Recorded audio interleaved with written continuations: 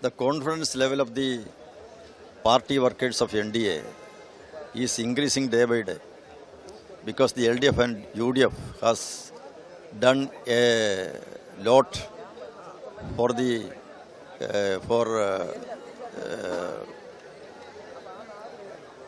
so LDF and UDF has done a lot of things which are against the interest of the general public. They have violated all the norms in the public life. The basic amenities in Kerala is in a low stand. So the people want to have a change. So LDF, UDF will not be in a good position. Every day they are hearing that the LDF and UDF, their leaders are in battle and they are criticizing each other. So they didn't get any time for telling anything about the development of the nation, development of Kerala. Today and yesterday also, the CPM and Congress leaders are telling about their infights. But NDA, we are all telling about the development of Kerala. There is no infight. We are all one.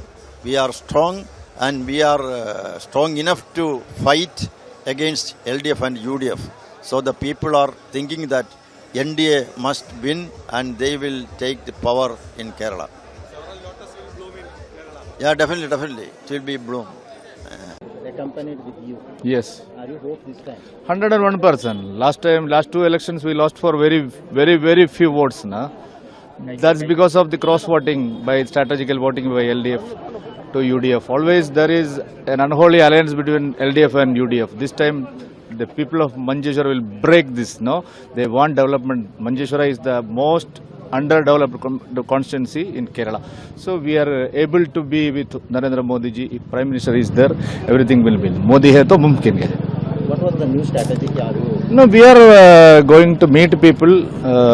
There is no education system, health system, no rural roads, infrastructure. There are a lot of developmental issues facing Manjeshwar people.